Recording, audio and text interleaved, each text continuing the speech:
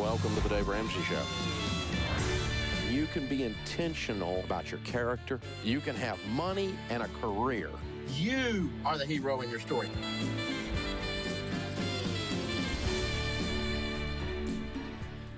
Live from the headquarters of Ramsey Solutions, broadcasting from the Dollar Car Rental Studio, this is the Dave Ramsey Show, where America hangs out to have a conversation about your life and your money. I'm Dr. John Deloney, here with my good friend and world-famous co-host, Mr. Anthony O'Neill. Anthony, how are we doing? Hey, man, I really appreciate that intro, man. I mean, I didn't pay you for that, so I thought you were a local talent. You are not. Man, you listen, are worldwide. John, man, you are amazing right now. Keep going. I'm following in your footsteps, my good man. You have blazed a trail. But we are here to take your calls on life and money. Give us a shout at 888-825-5225. That's 888-825-5225. You got anything planned coming up? No, man. Right now, it's just a beautiful time. Enjoying the day, enjoying tomorrow. Looking forward to play some golf tomorrow. You know, it's one of the last weekends before we can actually get into some cold weather. And so I don't play golf with anything less than 50-degree weather. So. Man, I love sitting next to a good fair weather fan, good fair weather sports person, Yes. man. Yeah. All right, let's get to the phones. Let's go to Jonathan in Pensacola, Florida. Jonathan, good afternoon. How are we doing? Good afternoon, gentlemen. Thanks for taking my call. Yeah. You bet. How can we help? I'm a 21-year-old business admin student that is nearing the conclusion of my academic career and preparing to launch into full-time work life. Over the past 2 decades, my parents have helped me to build a substantial savings account into which I've placed every paycheck to earn since I was 15 years old. I have no debt and have not owned a credit card to date. I plan to, after finishing college, and am willing and able to pay cash for the vehicle. My parents advised me to reach out to you to inquire if financing a small portion of the vehicle purchase dollar amount and paying it off soon thereafter would be the best way to start building a credit score. Your advice is most appreciated. Oh, man, I appreciate it. You sound like a very sharp, young man. Let's just say that. Educated. Your grammar is 10 times better than mine. 20 times better than mine, Jonathan. You're an impressive guy. You know what I'm saying? You have a lot. Well, how much money do you have saved up right now, Jonathan? I have in excess of $20,000 in my savings account. Goodness gracious. Okay, $20,000. You're going to graduate debt-free? Yeah. What kind of car are you thinking about buying, Jonathan? Yes. I'm thinking of buying a Toyota Corolla. My family has owned those, and it's a very wise decision from what I've seen. Toyota products are very, very reliable products. What year are you thinking about buying? Used. By the time I would be buying the vehicle, it would be at least 1 or 2 years old. I want to get used so I don't get hit with depreciation. Wise man. So let me ask you this question, because your question is a fair question, and I want you to think about this answer. If you have cash, why do you need a credit score? Good question. My parents were talking about to me, because I have plans of own eventually. I'm currently 21 years old, but I'd like to get an apartment and like to buy a house when I'm older, and I know that you need a credit score for both of those things. That's the reason for my question, if it would be wise to take out a small loan for how I could pay cash and just pay that off. That way I can start building a credit score at my very young age. Cool. So let me help you out, Jonathan. When I was your age, man, at 21, 22 years old, honestly, it was about 18, 19. I had a new mindset at 21. I thought the same thing, that I have to have a credit score, 1, to be a young man, 2, to be successful, 3, so I can get an apartment or a mortgage. And what I did, just like you, I said, hey, let me get a $500 credit card. So I can be a young man, so I can get my credit score up, so I can get an apartment easy, so I can get a mortgage eventually. And that was the wrong decision for myself. And so with you calling into the show, I just want to hip you up on some game a little bit. You do not need a credit score to be successful, number one. You do not need a credit score to get an apartment, number two. And you do not need a credit score to get a mortgage. Now, let me be honest with you on the flip side. with you not having a credit score, will you have to put down maybe a little bit more money on your apartment? Yes, instead of you paying the first month rent, you're going to pay first month and last month rent. And some people may require an extra deposit, but that's fine because you sit with money in a bank account. When you grow up and you are ready to get a mortgage, there are some things called a manual underwriting or non-traditional credit scores or no credit score lending. And what these banks will do is they will pull up your previous apartment and ask you to ask you for proof showing that you've paid your apartment on time, showing that you've paid this on time. And so to answer your question, to be fair with your question, no. I would go pay cash for the car, and instead of for getting 1 to 2 years, I would do like a 3 to 4 year old car. And that's what I just recently did. Bought a 4-year-old vehicle and saved me a lot of money. And then from there, here's how you're going to win, Jonathan, because I think you're going to be a homeowner within the next 3 to 5 years. I am okay with you financing a home when it comes to a 15-year fixed rate and putting 10 to 20% down. I want you to keep the same mindset that you have right now with saving your money and living below your means. And as long as you come up with 10 to 20% down, you will find a bank that will finance you and give you a home mortgage. And you will have to look around to find some apartment complexes. But John, this is the same mindset that a lot of people have, especially in this age bracket, that I have to have a credit score to be successful and to get into an apartment. No. Now, there will be some that will tell them no. We cannot rent to you. And that's okay. Right. But there are several apartment complexes. When they see you have no debt, you got $20,000 in the account, they will rent to them. That's right. And Jonathan, you are already setting the stage for what's going to be an uncommon life. Yeah. Right? You are a planner. You are thinking things through. You've got cash in the bank as a 21-year-old. You're going to graduate debt-free as a 21-year-old. Let's go. You're already weird. Yes. Right? And so you're joining a gang of weird people, living weird, and I don't want you to subscribe to traditional living when it comes to being a slave to the FICO score, getting in line behind everybody else doing the same things. No, man, you're different, Jonathan. And hey, here's the deal. Your parents love you. They love you. They are trying to do the best they can by you, and so we don't need to hate on them. We don't need to say, Mom and Dad, you're an idiot. No, they're not. They're trying to do the best they can. And you called into the show and you got some different wisdom. You're way ahead of the game, man. Yeah. And tell your mom and dad to watch this show, watch this segment with Dr. D and myself, and then also to just go do some research. But I want to encourage you, brother. Nearly 48% of the people in the world today can't afford a $400 emergency. This young man got $20,000 sitting in their account. I can guarantee you there are millions and millions and millions of grown adults with families that don't have $20,000 in a checking account. Jonathan, you're ahead of the game, my man. Yes, I want to jump through the screen and just hug you, bro. Like, I'm so pumped right now. Young man with this kind of money. Ooh, get yourself a great... And he's already down on the Corolla, man. That's what I'm saying. Jonathan, you got to start it off right today. Listen, America, get a Corolla. Put some money in the bank. This is the Dave Ramsey Show.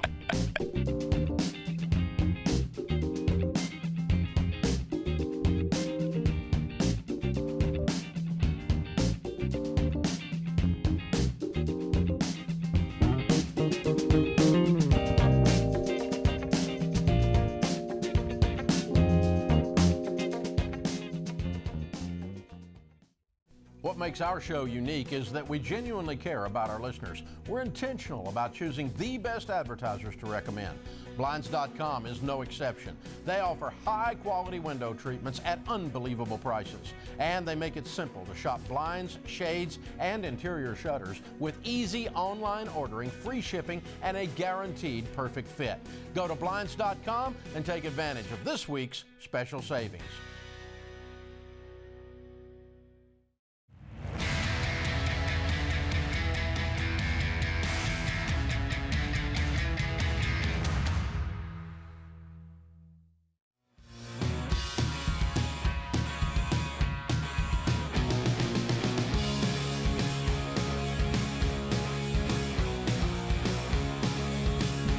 This is the Dave Ramsey Show. I'm John Deloney, joined by my co-host and good friend Anthony O'Neill.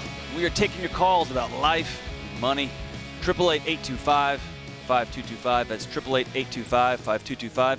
Let's go to Jenny in Seattle, Washington. Jenny, how are we doing this afternoon? Hi, guys. It's good to meet you in person. I'm a long-time listener, first-time caller, and I have kind of an emotional versus financial question for you. My mom passed away in September from cancer, I'm sorry. and thank you. It's been really hard to lose her. I'm an only child, and we've always been very close. And I'm also a single parent myself, and have been my son's whole life. So she was a very strong role for both of us. And so that's been really tough, especially this year. She did leave me enough financially to pay off the remainder of my debt. I was in that baby step and had maybe about 2 years left on my own plan. And now I'm debt-free and have some liquidity I didn't have previously, and is leading me to consider quitting my job. I love the job that I do. I'm an accounting manager, but it's very high stress and demanding, and I've only been able to take about 1 week off after my mom's death, and heading into my busy season, it's overwhelming. She also left me her house in addition to some liquid assets, and trying to just unwind her house and decide what to do with it and get it in order and just find time to process grief. I'm finding myself considering quitting, and I'm a certified management accountant. If I were to go get my master's degree, I could get my CPA, certified public accountant license, and move into public accounting, which is also very demanding, but built to better allow time off than the private industry I'm in. And I just don't want to make poor financial choices. I doing what I do for a living, I generally know the best choices and listening to the show, but I'm very emotional and driven in my decisions right now, and just wanted to call in since you guys really cover both of those ends of the spectrum. Yeah. Well, thank you so much for your trust and for your call. Yeah. Let's start with the money part here. Yeah, break it down for me a little bit more, Jenny. How much are you getting within the inheritance? Yeah, so liquid is about $550,000. 300 of that is in an inherited IRA, so I'll have to drain that over the next 10 years with the CARES Act. Yes. And then the rest is just brokerage and cash accounts. Also, with me, her house, it's got no mortgage on it, and it's worth a little under $500K. I went ahead and had an appraisal done to protect from capital gains in the future if I do have to sell it. But emotionally, I'd like to keep it. I just haven't thought through what makes sense with that yet. So you're looking at almost $1 million in inheritance right now between house. Yep. And she also left behind, she wrote knitting pattern books for a living, and so she's left behind her digital assets and the business, and that they will continue to sell and at a lower volume than what when she was alive, of course, but that will be a continued income stream in the future. Yeah. And so right now, from a financial perspective, you're in a good, healthy place. You said you're debt-free, correct? Yep. Okay. And do you already have a fully funded emergency fund? I do. Okay, cool, great. And then you're already living in the house that you want to live in for the next few years? Yeah, now I have two houses all of a sudden, and I love it. It's hard to know what to do there. Here's something I'm going to recommend that is, I believe it's really going to be up to you. I think right now you have a great heart. I want John to talk into the emotional side, because I think the practical side when it comes to the finances you have.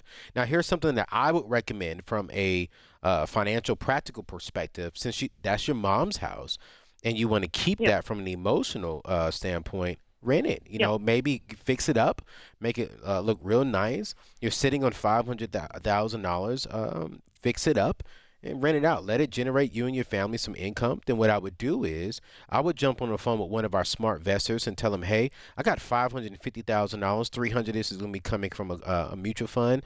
And I just want to make sure I got to pull it out. But what can I reinvest that into to make me some more money?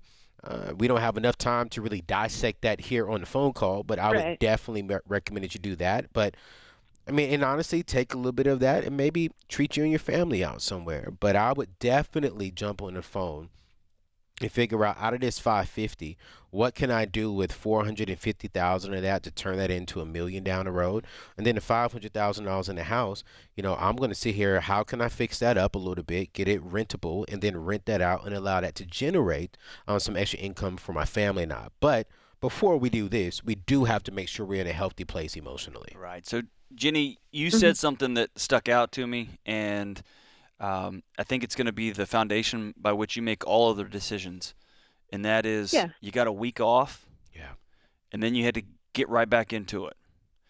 And the guy who raised me on crisis response was also somebody that I went to as a personal mentor. And when I had a personal tragedy, I was also in the hunt for another job. And he gave me some wisdom that I've continued to live by, which is, now that you've had this tragedy, you will make no major decisions for 6 months to a year. Yep. Until you're well. Because any and all decisions you're going to make are going to be emotion-based decisions. They're going to be running from, not to, right? You found yourself flush with cash. You have found yourself in a unique situation that you didn't foresee, but you also haven't dealt with the grief of your mom. And so before you go quit your job, that may be a great thing to do. You've got cash to go get yourself a master's degree to move yourself into a different situation. That'd be awesome. But until you fully have that lined out, until you've actually processed your mom's grief, and it's not going to go away in 6 months, right? That's going to be an ongoing thing. Right. Until you've got a platform for you and your child as a single mom, until you've got those things lined out, I would recommend don't jump ship, because I don't want you to find yourself a month from now or 2 months from now, the smoke is clearing from the crazy season, right? And you've spent some money and you're a semester into a graduate program, and then you're going to be thinking, what did I do, right? And so do this. Do you have a group of folks that you can talk to? Do you have a friend? Do you have a couple of folks that you are in regular connection with out there in Seattle? I do. Yeah. Mm-hmm. How have they supported you through this time? Hearing me, literally hearing me talk it out and that kind of thing, and support. My company is big enough. We're multi-state and have about 400 employees that there's leave options in place. But now you're functionally, there is no backup for my role. So I have this intense sense of responsibility. I really cling to the areas I own at work, and it's all deadline driven and tax filing and audits and year end. And there's literally no person trained to cover that if I'm out for more than a week.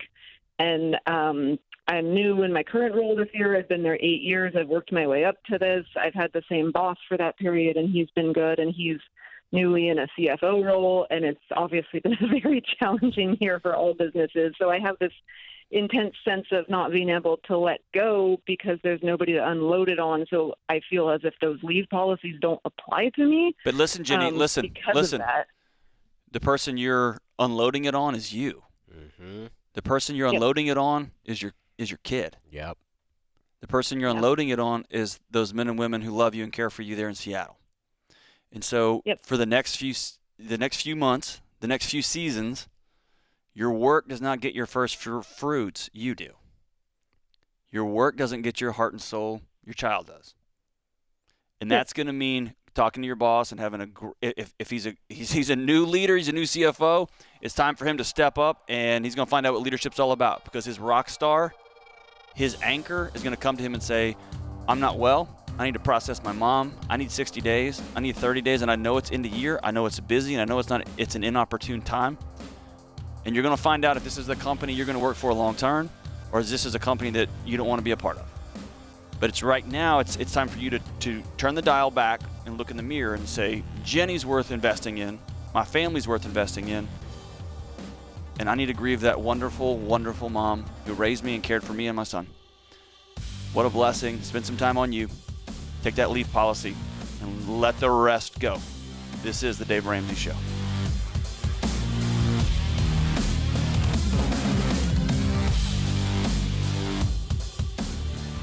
Folks, it's an honor to tell you about the Army National Guard. Not only are they big supporters of our high school curriculum, but they also give you the opportunity to impact your local communities. Whether your goals are to get an education, serve your country, or have a better life, the Army National Guard can help get you there. Plus, they offer unbelievable financial benefits. Secure your future today. Visit NationalGuard.com to find out more.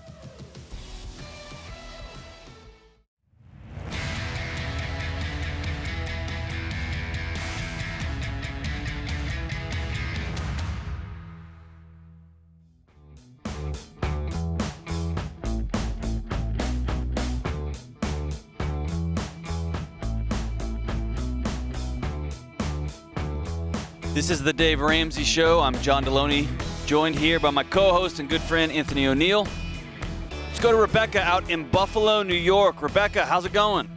Hey, I'm great. How are you? Outstanding. How can we help today?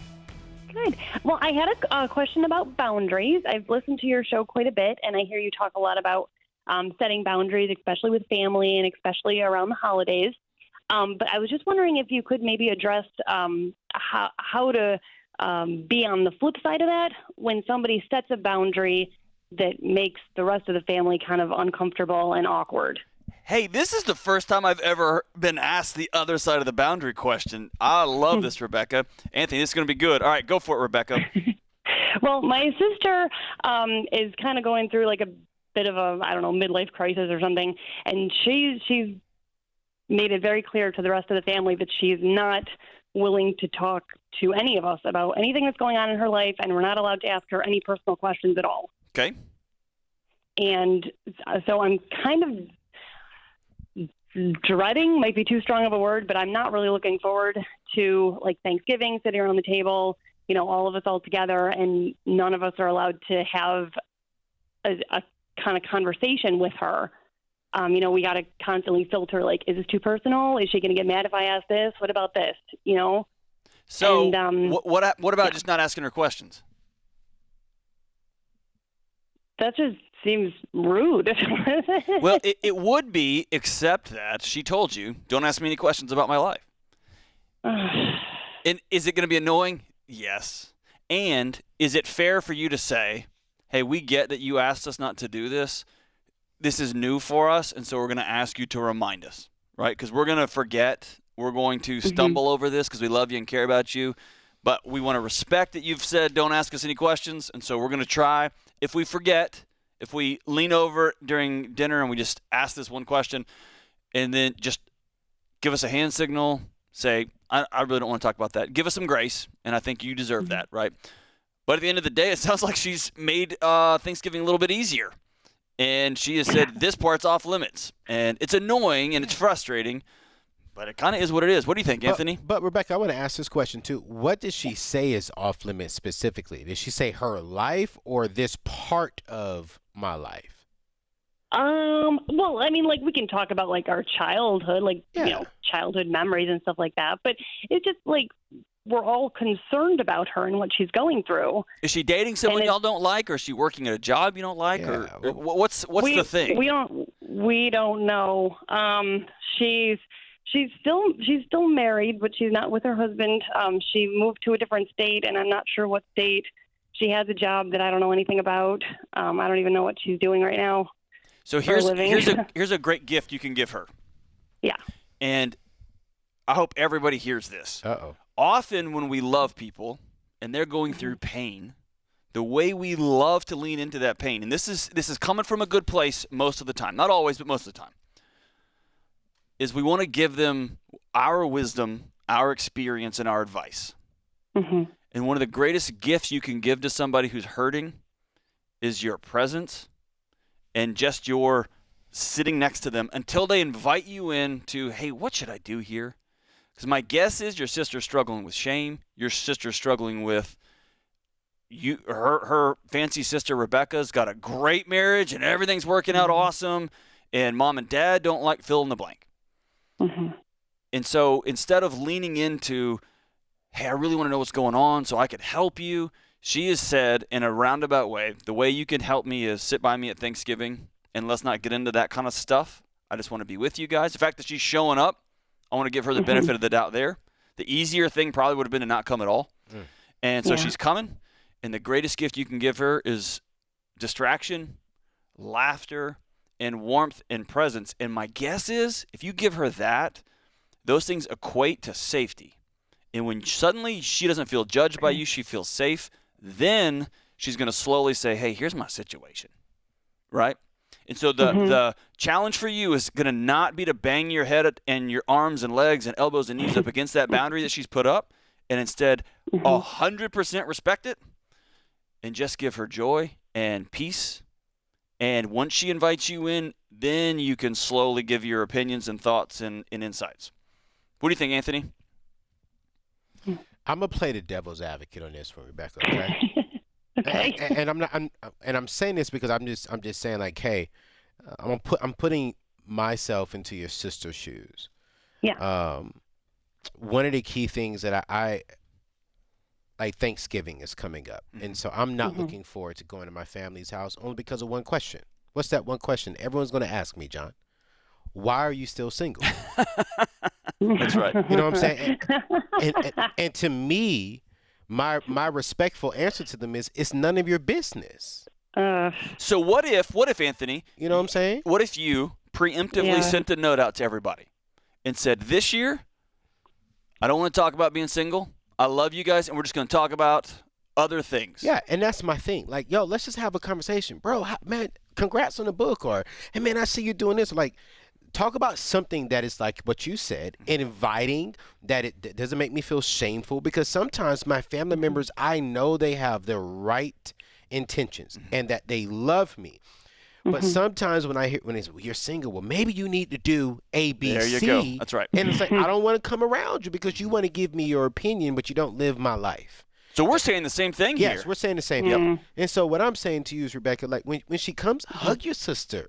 You know, embrace your sister. Talk about your family. Talk about, you know, how good God has been to the whole family. You know, if her hair is different, compliment her hair. Girl, what are you doing in the gym? You look good. Give me that ingredient. You know, make her feel accepted. Make her feel welcomed. And then I agree with John. More than likely, she won't bring it up this time because she's fearful of, if she does bring something up, then everybody's going to have an opinion. Because that happens to me every single Thanksgiving and Christmas. My mama, my sister, my brother, my brother-in-law, even now my nephews. Uncle Anthony, you ain't married yet? Oh, no. You know what I'm saying? So I don't want it to come up. So your sister, whatever's going on in her world, she doesn't want it to come up. You know why? Because I want to enjoy my family, and I don't want to feel like the odd one. I don't want to feel like the one that is unhealthy in the situation because of this current part of my life. So I'm not the expert. This is John's area. I'm just saying, are an expert because you experience it, right? Yeah, I'm You're just saying in from it. a practical perspective, like, you know, hey, sometimes we just want to go and just laugh and just eat all the turkey, eat all the ham, you know, and just be unhealthy for a chance in a good way. Right. So, Rebecca, do you have other brothers and sisters? Yes, there's a brother between the two of us. Yep. So here's what I want you to do. Yeah. I want you to take the lead on this one. Yeah. And I want you to reach out to your brother and say, our sisters asked us not to talk about certain things. We have one goal, and that is to laugh like we have never laughed before. Yes. Come up with funny stories, write them down. We're going to proactively think of funny things from our childhood. We're going to proactively prank Dad. We're going to proactively create an environment where she feels safe. She feels totally welcome. And here's the thing. She may be involved in things y'all don't agree with, y'all don't like, you're worried about her. If you create an environment of safety, she'll invite you in. Absolutely. She will. Eventually. May not be that day. It probably won't be. Yeah, it probably won't be. Yeah. But it will circle back, and even if it never does, she has drawn a boundary.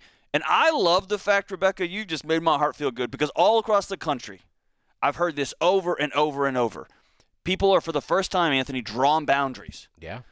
I'm worried about COVID. I'm not coming. Or if you don't wear a mask, I don't want you at my table. Or all these different boundaries are being drawn for the first time this year.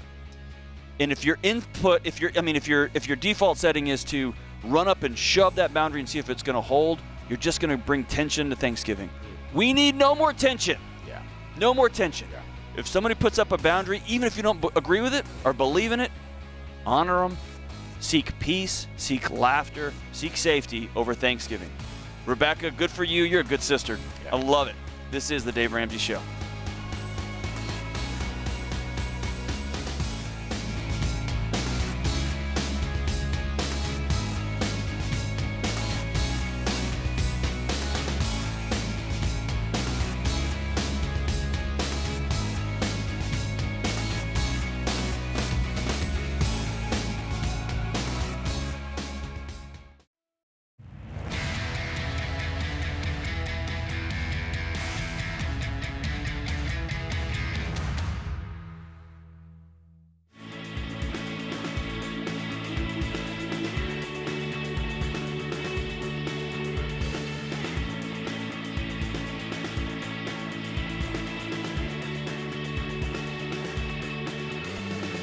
Hey, good folks, it's the most wonderful time of the year. Believe it or not, Christmas is just around the corner. I can't even believe that, Anthony. Christmas is just around the corner. You heard it here first. You heard it here first, as though it's going to pop up on the calendar at a strange day. No matter what this year has brought you, Christmas is still coming. And to celebrate, we're giving away cash all season long. Enter our Ramsey Christmas giveaway daily to increase your chances of winning one of our weekly $500 prizes or our $5,000 grand prize. Enter at daveramsey.com/giveaway. Plus, if you're looking for life-changing gifts for friends and families, we don't need any more plastic junk. We don't need any more beepy things or any more screens. Give people something that will actually help their life get better. Our famous $10 sale is back, and that means you can shop over 50 of our best-selling books and envelopes for only $10 or less. Get books like my brand new quick read, Redefining Anxiety. If you're anxious or you know somebody who is, $10, man. You can solve it right like that.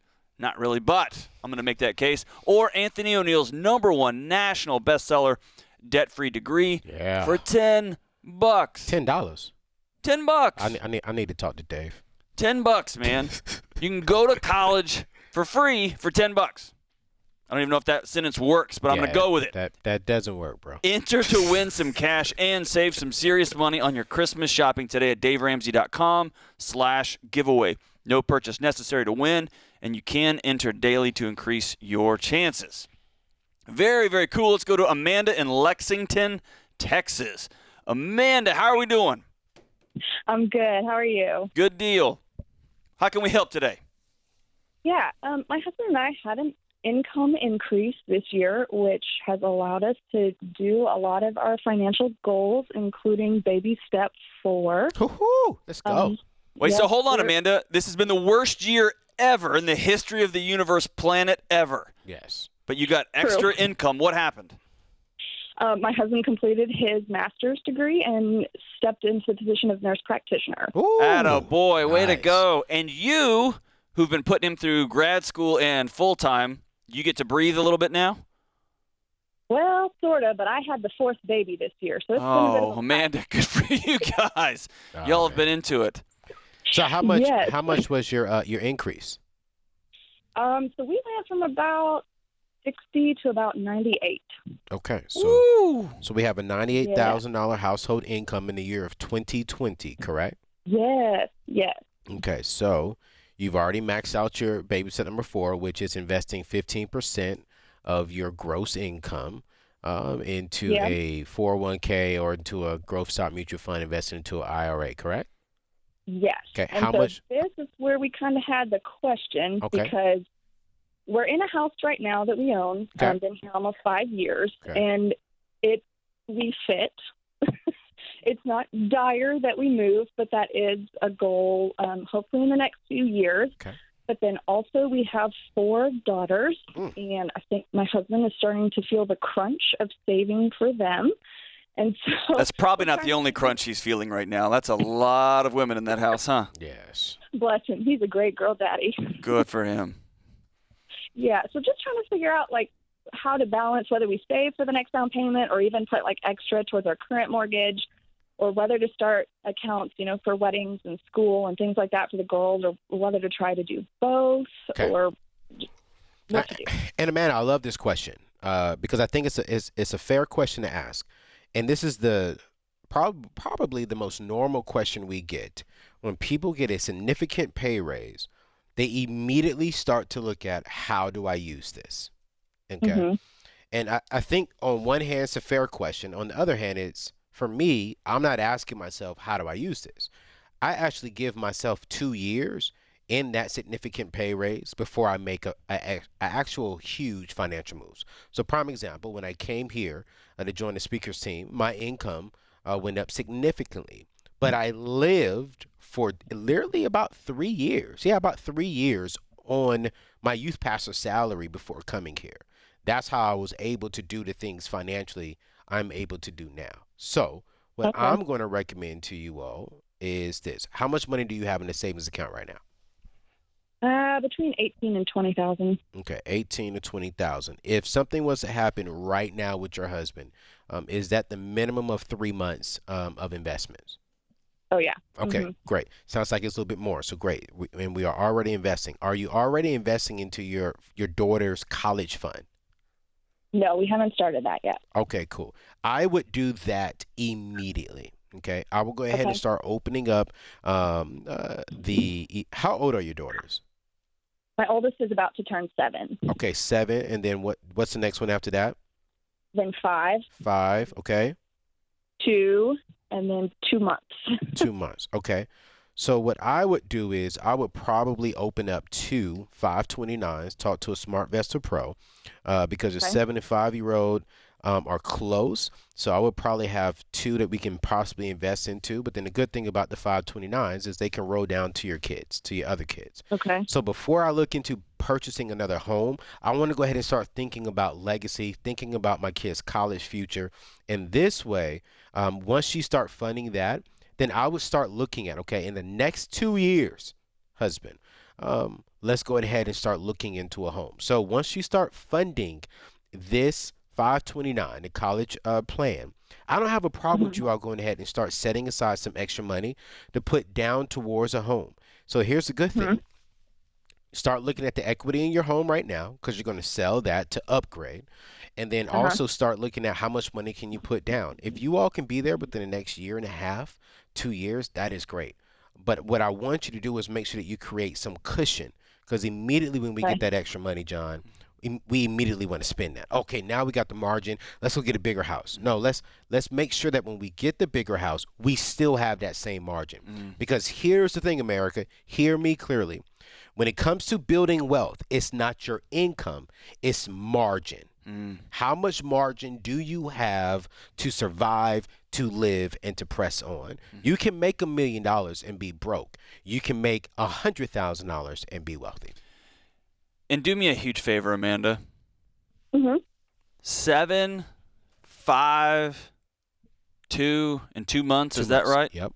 Yes. I'm going to tell you to do something that I never do. I'm the super frugal one, right? My brand new truck is an 06, right? I'm annoying when it comes to being frugal. Okay. But take a little bit of that money and you and your husband do something special. Y'all haven't slept in close to a decade now. Agreed. You got a 2-month-old. You don't even know what day it is. You don't. And it's okay. But for real, for Christmas, hire somebody to come over and be with those kids and do something fun and lovely for one another. That's a lot. You guys I want y'all to celebrate this moment, because I know that when a spouse is in grad school and working full time, not only are they working hard, but the person who's holding the house down is working hard too. And by the way, you're growing a human and making sure the other 3 were still alive during that time. So do something fun for each other. Yeah. But Anthony, I love what you're saying here. We just sprint to collapse that margin, right? Collapse that margin. I love a story that Dave has told us privately, and I'm sure he's told it on the air too, which is it was the margin that in 08 and 09, when things fell apart, he was able to go knock on doors and buy land and buy homes with pennies on the dollar because he had the margin. And others didn't, right? Absolutely. And that's the thing that has really helped me out with the move that I just did. I had the margin to go buy a home that in a gentrified area that one day within the next year and a half will become a rental property for mine because I had the margin. I took time. I rented until I was 32, 33 years old. That's right. Because I wanted to have margin to really go build true wealth. I want to thank producer James Childs and associate producer, the one and only Kelly Daniel. The one and only Kelly Daniel. Thank you for joining us for this hour. This has been the Dave Ramsey Show.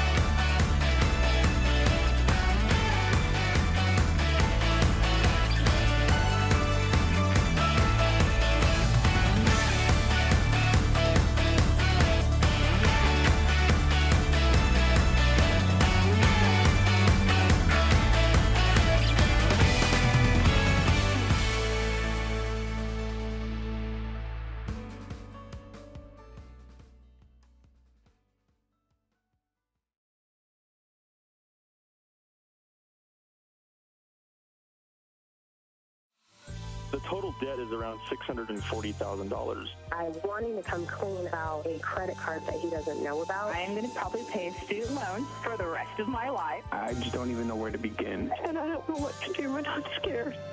Welcome to the Dave Ramsey Show. You are not a victim. You are the hero in your story.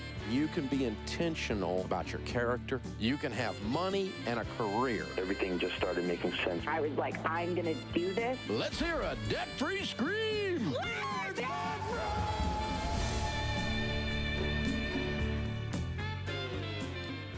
Live from the headquarters of Ramsey Solutions, broadcasting from the Dollar Car Rental Studio, this is the Dave Ramsey Show, where America hangs out to have a conversation about your money and your life. I am John Deloney here with my good friend and co-host Anthony O'Neill, and we're here to take your calls about your relationships, your money, your life, everything in between. Yeah. Anthony, how we doing? I'm doing good, man. How are you doing, man? You are just winning right now with the Dr. John Deloney Show. You dropping new episodes every Monday, Wednesday, and Friday on YouTube. I mean, you are just really, your numbers are through the roof. Let's just be honest. We're having some fun. No. You're so humble. Let me be arrogant for you. You're doing numbers like 20,000, 30,000, 50,000, and even one of your videos got like 300,000 views. We're doing good, man. And you're a rookie. Hey, trust me, you can watch that show and you can find out real quick that I'm a rookie. But what I'm saying is those are not rookie numbers, man. I'm just excited to have you on the team because here's what. America, this guy is helping people and helping people get their mind and their mental perspective correct. And so I just want to say live on the air in front of 17 million people, thank you for what you do. And it's so cool to be on this team. Well, so I'm grateful for you, man. Yeah. You've blazed a trail. See, my God, he's like, yes, I agree with him, Anthony. You know, like I like him, man. But honestly, America, check out his show, y'all. Check out his show. That's not why we're here today. But that's right. So give us a call at 888-825-5225. 888-825-5225. Now, you make me all blush, Anthony. Yeah, don't I'm blush. already pale enough, man, and I'm blushing. And we're two men here. There should be no blushing. All right, let's go to Miller in Athens, Georgia. Miller, how are we doing? Doing well, John. Ditto to what Anthony said. Thank you for everything you do. Well, I appreciate you. How can we help today? So I have an 11-year-old stepson. I've been his stepdad since he was 2.5 years old. And I just feel like I'm not being the stepdad that he needs. I'm a little harder on him than I am on my actual biological kids, and I can tell. He was diagnosed with ADHD a few years ago. We've got him on some good medication for while he's at school to help him control his impulses. He's very impulse. He doesn't really have a great inner monologue, but he's just full of life. He's great. He's inventive. He wants to be an engineer. He loves to build things. But I know I'm harder on him than I should be, and I just want advice on how to be a better stepdad. Now, hold on. Miller, explain to me why do you think you're harder on him? Give us an example of why you think you're harder on him than you are to your son. I know that there's sometimes, so he can be a little argumentative, which, I mean, he's an 11-year-old boy. He's getting close. He's probably starting puberty and getting that way, but he does question things a little bit more than what I would probably like. And sometimes I don't really, I jump on him before I let him talk, or I just get on to him a lot sooner and than I probably should. And my wife has tried to talk to me, I need to pick my battles and things like that, which I feel like I've gotten a lot better at. But I just want to be better for him. I want him to look back when he's in his 20s and say, thank you for being my stepdad, instead of looking back and resenting me, thinking that, I wish I had somebody else, or I wish I was able to live with my real dad, or anything like that. I know I could be better for him. So, Miller, I want to just tell you, dad to dad, I'm honored to be talking to you today. And if every father in America, much less stepfathers, had the heart you have the desire to want to raise a remarkable young man the way you do, the world would be a better place. And so Thanks, just John. the fact, Miller, that you are asking this question is a gift, okay? The second thing is, let me ask you a couple of questions. One, is his real dad in the picture? He is. Okay. He lives about 3 hours away from us. So, and his dad is in the medical field. Okay. So he is busy a lot, and he doesn't get to see him as much as I know my stepson would like. But yeah, he's in the picture. He FaceTimes. He calls. We have a great relationship. So cool. Yeah, he's still very much in the picture. What other kids are in the house? I have a 12-year-old daughter, and then we also have a 3-year-old little girl and a 1-year-old little boy. Very cool. So a good blended family here, with a dad, two dads who've chosen to be grown-ups and to honor each other for the sake of these kids.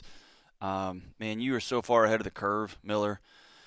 Here's a couple of things I can tell you. I haven't gone through this. I've walked alongside people, but I haven't experienced it. And Anthony, you've lived this as that little boy, and so I'd love to hear your insight.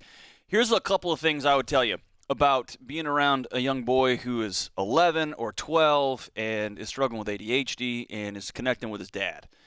Number one, your relationship with your daughter is going to be different than with your son, and so I would hesitate. I'd give yourself some grace in comparing the two. It's easy to compare it thinking it's biological, but there's also going to be a gender gap there, and so give yourself some grace. Lean into high touch, high connection with this boy as opposed to high information. The temptation that especially men, when they're trying to raise other men, we only have a few tools in our toolkit most of the time. And those are volume and strength and information. And one of the greatest gifts we can give to a young boy, especially one who has processing challenges, which is what ADHD is, just a processing issue, it's a connection issue, is letting him know every day, hey, I chose to be your dad. I met your mom, and you came with her, and I chose to be your dad, and I'm so glad I did. If you will say that sentence to him for the rest of his life, he will grow roots, deep, deep roots. If you will say every morning, hey, before you leave, before you go upstairs to Zoom school or whatever y'all are having to do there in Athens, come give me a hug, and you squeeze him hard and say, I'm so glad I get to be your daddy. I'm so glad that I chose to step in here and be your dad. And then remember this third thing here. Every time you're about to cut him off, every time you're about to give him information, every time you're about to scold him, remember this. He is watching you way more than he's listening to you. And so if you want to model for him what a caring husband looks like, what a caring dad looks like, what a compassionate father figure looks like, then I want you to remember that you're giving him a picture as opposed to what the words you're coming out of your mouth, right? And so do this, Miller. I want to get Anthony's take on this. I'm going to hold you over the break because I want to follow up here because I've got some academic info, but Anthony's walked this walk. So stay tuned, Miller. This is the Dave Ramsey Show.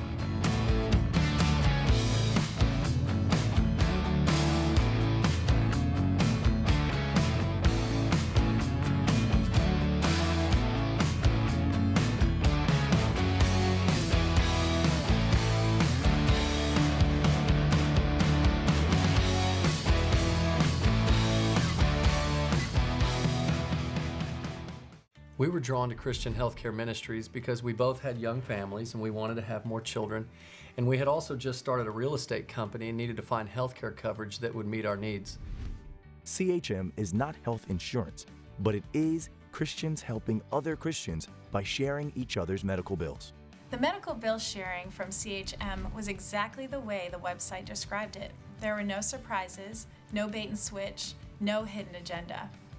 CHM did everything they said they would by sharing all of our eligible needs. We like that it's a nonprofit ministry and that we were being better stewards of our money, all while helping other families.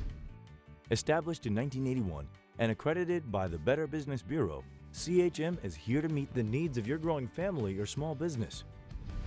Get started today and check us out at chministries.org/budget.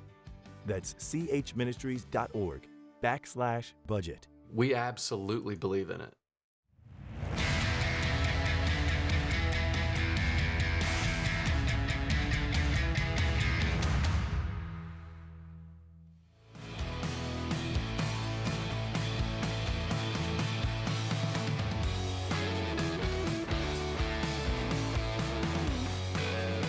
This is the Dave Ramsey Show. I'm John Deloney, joined here with my co-host Anthony O'Neill. We're talking to Miller in Athens, Georgia. And Miller's a stepdad. He's got a biological daughter. He's 12 years old. He's got a wonderful, energetic, exciting stepson who's 11 years old. And he just called in because he wants to be a better stepfather. What are some things he can do to be a better stepfather? Is that about right, Miller? That's correct. It's awesome. So before the break, I gave you a couple of thoughts about looking at ADHD as a connection issue. It's not a brain disorder. Your son's not broken. He's been through a lot. And normally kids who have been through a divorce season, your daughter's probably experiencing this too, quite honestly. Just it manifests itself differently in different kids. Is that kids backfill that tension in the home with, it must be my fault somehow. And it will manifest its way in perfectionism, kids who double down on straight A's. It will manifest itself in excitability, and I'll get your attention through movement, through shaking, through being loud, so on and so forth. And you are, as far as I'm concerned, dad of the year, just for even asking the question. And often men lean into little boys with information and strength and focus and discipline. And little boys are just like little girls, and they need connection. So we talked about connecting with your young son, but I'm blessed here to have Anthony with us who has lived this. He's walked this walk. And so, Anthony, when you're hearing me talk to this dad, when you're hearing this extraordinary father here, let us know what's going on in your heart and mind. Yeah, right before the break, man, I'm glad I didn't go before the break because this is kind of an emotional conversation for me. Like it even brings tears to my eyes because my stepfather and stepmother, I refuse to call them step-parents. My parents, I have 4 loving parents who I look at them all equally. And Miller, I want to ask you a question, man. I want you to be honest with me. Okay. Do you love him the way you love your son that you actually birthed? Absolutely.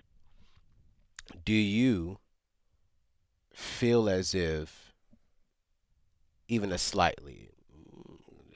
little difference, like, okay, yeah, that's my son and that's my stepson. I love him, but that's still my son. Like you can say here on the show in front of 17 million people, and not just us, but in front of God, that you genuinely love that young man just as much as you love your other son. I do genuinely love him. Cool. I do. then what I want you to do is, for yourself, stop calling yourself a stepfather, because there's nothing step about you. You are a father. And I think that one of the greatest things that both my other parents did was they showed me love more than told me how much they loved me. And especially on my other mother, I treated her like crap. And she was there from day one. My other father, was the first man that I knew, because my biological father was fighting overseas. And to this day, I heard you say something earlier that you want your son to get in his 20s and say, thank you, Pops. Thank you, Pops Miller. And I can assure you that before he's in his 20s, he will say, thank you, Dad. If you just sit there and you just love him, don't even bring up ADHD, because I'll tell America this. The world said I had ADHD because I was just like your son. You know, I have a lot of energy still to this day. Some people look at me like, is this boy crazy? Like, is he sick? No, I just have a lot of energy, and I got to remind myself that I have to focus. And my mom was like, maybe we should put him on medicine. Do you know who told my mom no?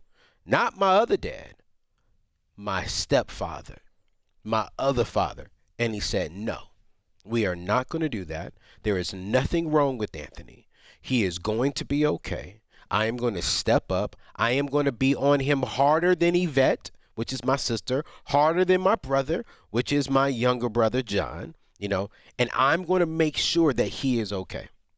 And that's why in my book, Debt-Free Degree, the first chapter is proper prior planning prevents poor performances, because my other father, would wake me up every night and would make sure that I was focused and that I was focusing on my future. And so, Miller, we don't have to tell you how to be a better father, because you are already a great father. I think this call was to encourage you and all the other fathers out there who are stepping up to the plate and filling in that role as the biological father, that you all keep doing what you're doing. And right now, you may not feel appreciated. Right now, you may feel like you're not doing enough, but I promise you, you're doing more than enough. And before this young man graduates high school, he will look at you in your face and say, thank you for the role you've played in my life as a father. And I'm trying not to cry, because I'm going to hang up this phone and call my daddy, my other daddy, and tell him thank you. Because to this day, I am that man, and I am a man because of the roles that all four of my parents have played. And so, Miller, man, how old are your kids? 12, 11, 3, and 1. Cool, man. Because I just love what you're doing, man. I'm gonna stay on the phone. I'm gonna send you a copy of my book, Debt-Free Degree, because you got young kids that need to go to college debt free. And with everything that you're doing right now, I believe that you'll do that. So stay on the line with Kelly. That's my gift from you, because I wish I could do so much more, man. Because thank you, Anthony. Yeah, man. We need more fathers like you. You know? So, Miller, we are in a season of thanks. And it's a great time for you to do this one exercise tonight. I want you to write a letter to this little boy, and I want you to prepare to read it to him on Thanksgiving. And while you're at it, go ahead and write one to your daughter. Go ahead and write one to your wife. And I want there to be a new tradition in the Miller household. And that's where Dad stands up and says, I'm grateful for the folks sitting around this table, and here's why. Wow. And if you're like me, I'd have to write it down because I couldn't get through it just off the top of my head. I'd start crying 2 seconds in, and that would be it for me. Yeah. But I want you to lean into that, and I want you to let that little boy know, I'm so grateful that I chose to be your dad. I'm so grateful. And you know what? Can I add something? You can add anything you want to. Can I change that a little bit? Absolutely. Sure. Yep. And if it sucks, tell me it sucks. Okay. Instead of giving it to him on Thanksgiving, give it to him when he graduates high school. I think both. I like that. Little boys can't hear enough that their daddies are super proud of them, that they love them. Yeah. I would say, I would definitely do that because when he's 17, 18, he can really understand that more. That's right. And to all the dads out there, remember, they're watching you way more than they're listening to you. Yes. They're watching you way more than they're listening to you. Yeah. And I want to say this too, right here on the Dave Ramsey Show. We just praised all the fathers and stepfathers stepping up. If you're a father and you're not fathering, you need to step up. If you have kids out there that you're not helping the mother take care of them, you need to step up. Because the reason why young men are just making some of the poor decisions in the world today, and not just young men, but young ladies, is because of the lack of fathers. Well, even more than the lack of fathers is the dads who have been stressed out, fried out, burned out by COVID this year. You're exhausted. You're worrying about your job. You're worrying about this and this, and your temper's gotten shorter and shorter, and you've started treating yourself poorer and poorer, and that makes it easier to spend another night in front of Netflix, another night in the recliner, another night disconnected from your kids. They're not present. Be present. Yeah. Whether you've just abandoned them completely or you are alone in a crowded room in your home, this is the season to turn it around. Be an engaged dad. Be a dad that says, I'm sorry. Be a dad that says, I'm going to do better. Be a dad that says, I'm so grateful that you're my kids. Yeah. So grateful that you're my kids. This is the Dave Ramsey Show.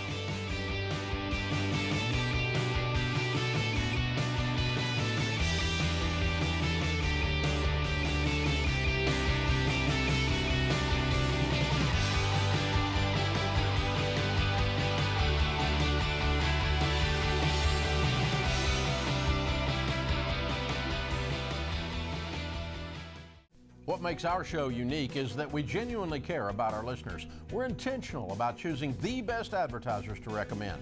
Blinds.com is no exception. They offer high-quality window treatments at unbelievable prices. And they make it simple to shop blinds, shades, and interior shutters with easy online ordering, free shipping, and a guaranteed perfect fit. Go to Blinds.com and take advantage of this week's special savings.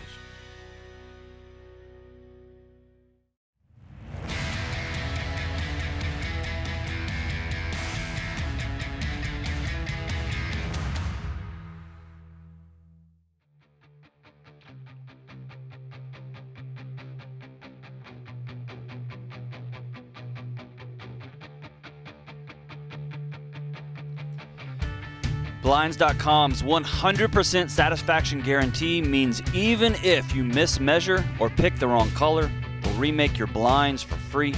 You get free samples, free shipping, and with the new promos they run every month, you'll save even more.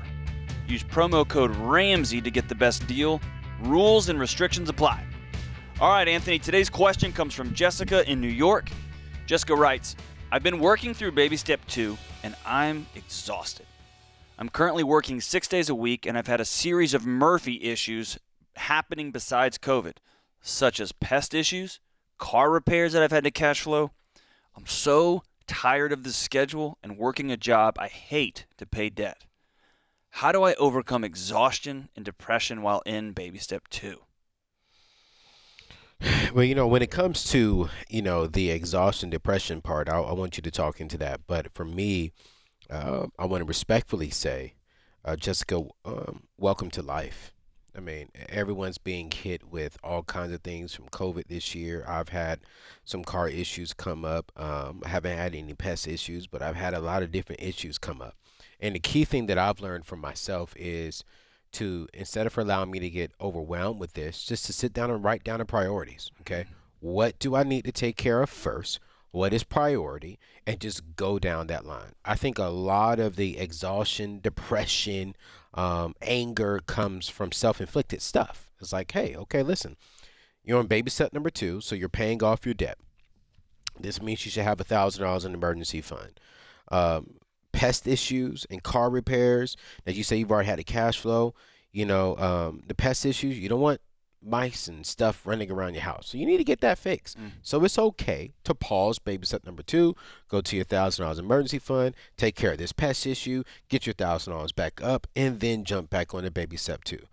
one of the key things that I think is so important to hear, and John, I really want you to talk to the exhaustion and depression side of this. But from the baby step perspective is, we know something's going to come up. That is life. Right. When it does come up, just step back, breathe, and attack what's important. And then just go down that list and then get right back on to the baby steps. So, Anthony, I had this moment the other night. My wife and I, and I'm going to get choked up here. Did y'all argue? No. My wife and I put the kids to bed. Oh, wow. And we read the books. We did the whole thing. You can picture my house. The lights are out. My wife headed to the bedroom, and I was piddling around in the kitchen with one light bulb on. It's a dim lit kitchen. And I heard my son's door open. And I started to roll my eyes thinking, oh, here we go, another bedtime issue. You know what I mean? I'm going to ask him, what are you doing up? And he's going to give me some excuse. And we're going to go down that rabbit hole. And he turned the corner, and I saw his face, and he had tears running down his face. And I said, Bubba, what's wrong? And his school had just been shut down again. Oh, wow. And he just came walking fast to me and hugged me and said, Dad, when does this stop? Wow. When does this stop? When does school getting shut down and not being able to go to church and not being able to hang out with my friends, and you and Mom are worried and stressed, and Thanksgiving, when does this stop? Yeah. And Jessica, I hear what you're going through. Everybody is exhausted. Yes. They're just fried. Yeah. Right? Yeah. And that's when my son had an important advantage. He had other people. And I tell folks all the time, Anthony, other people are your emergency fund for life. Yes. You've got to have other people. Because in these moments when you become overcome with exhaustion, tired's in your head, exhaustion's in your soul. That's right? Good. When you get exhausted, that's when you call somebody and you say, I can't do this anymore. And they say, yes, you can. Yeah. Or they say, I'm going to put together a Frito pie, and I've got a half a bottle of wine, I'm coming over. Yeah. Right? Or I'm going to put something on your doorstep because we're not supposed to be hanging out, or whatever it is. And I also want to lean into this word depression. We live in a culture now that we have sucked all of the nuance out of it. We've sucked all feelings out of it. We used to have sadness, frustration, anger, rage. We used to have all these emotions. Now we got anxiety and depression. That's it. And so be careful throwing that word around. Because I like what you said, Anthony. Unless you've got a diagnosis, unless you were working with a doctor, you're probably not depressed. You're probably just sad. Yeah. You're probably this just sucks. Yep. You're probably just exhausted and worn out, and you need other people to pick you up, to be there for you, to lean into you a little bit. And then your turn's going to come, right? Your turn's going to come. But this is life. This is hard. I want to flip this around, Jessica, and high-five you. You're in baby step 2. You had pest issues. You had car repairs, and you didn't just pull out a credit card. There you go. You cash flowed it. It's hard to see that you're winning when you're in the middle of it, but you are. Yeah. You're taking steps in the right direction. They're little steps, not near as fast as you want. You are exhausted. Get some people around you who love you, and keep going, and keep going, and keep going. As Dave always tells us, he reads the story, The Tortoise and the Hare, every year. And every time he reads that book, the tortoise wins. Yep. One step after another. Just keep going. We're with you. We're with you, Jessica. All right, let's go to Christian in McAllen, Texas. Christian, how in the world are you? Let's see here. Oh, whoops, I went to Chris in Atlanta. Sorry, Chris. Chris in Atlanta. I saw Chris, and then I hit the wrong button there. Chris, but we're going to you, Chris. So what's up, brother? Not much, guys. How are y'all? Good deal. Well. Doing good. So this has got to be God sent, because y'all are the two that I was aiming to get to talk to. I've been listening to y'all's podcast for about 4 weeks now. 4 weeks on a long drive home every day. Yeah. And so my question is, I'm on board, man. I'm all hyped up about starting. I sold my four-wheeler for baby step 1, sold my toys, and I'm all hyped up. But my wife, we're on 2 completely different pages. So she is not hyped up. She's Dave Ramsey's a cuss word. Every time we talk about it, we argue about finances. And where it stems from for her is her mother passed away a year ago, quickly. Found out she had cancer, and 4 months later, she was gone. And she's in this mentality of, she's living for the moment, and she doesn't want to sacrifice anything in order to not do certain things like vacations or something. And it all kind of comes from her mother passing so soon, and I don't know what to do. Well, I Chris, don't even know where to start. First and foremost, thanks for being a husband who loves his wife, and thanks for reaching out.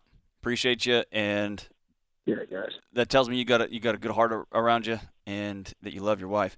Anthony, what do you tell couples as they're wrestling with how are we going to get on board together? I don't really talk to a lot of married couples because but here's the thing I do want to suggest is this, Chris. I would look at how you are presenting it, and I can understand why another man's name who doesn't live in this house is like a cuss word. Because Dave Ramsey's name will not be stronger than Anthony O'Neill's name in my house. Okay? And so I think that how we present a better financial future is the wise way to go. So instead of saying, babe, Dave Ramsey says, or babe, Dave Ramsey would suggest, no, just say, babe, hey, can we become debt free? You want to go on a vacation. I want to take you on the best vacation. Instead of going to Florida, we need to go to Italy. But we can't go to Italy racking up a bunch of debt. So my suggestion is, Dr. John, is that how do we package this, this conversation to where it's more attractive to his wife, and that way she will get on board. And then here's what I am going to say. I'm going to say this. If your wife never wants to get on board, this plan is not worth you losing your marriage over. Your marriage is the number one priority. Okay? And I believe together they can get there, though. That's right, Chris. It's about painting a picture, just like Anthony said. Here's where we want to go. Here's where we want to be. That might be you being vulnerable and say, hey, all this debt scares me. That might be you opening up to your wife in a way you never have. But it's about painting a picture about where you want to go. Not about what you're running from. I love what Anthony said. Not about what Dave's going to make you do. About who we are going to become together on this new adventure going this way. And your heart's in the right place, brother. Yeah. This is the Dave Ramsey Show.